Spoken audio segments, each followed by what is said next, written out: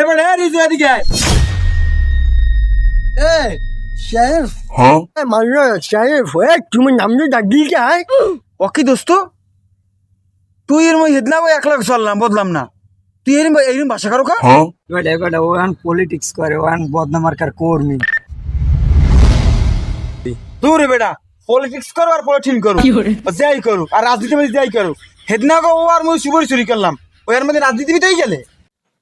সাহেব নিরাসন কে খাবে সাহেব তুই জানো আমি বদনামার্কার কর্মী আমার তো সেই হে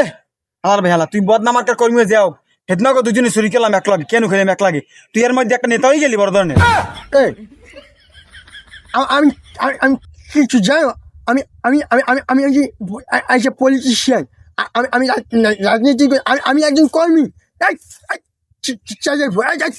আমার ক্ষমতা সম্পর্কে ধারণা আছে আচ্ছা তাই মাথা না গরমাই না ক বেটা ও যেরকম ঠিক মনে হয় মনে কর চাঁদমা শাহরুখ খান খাবে কি করে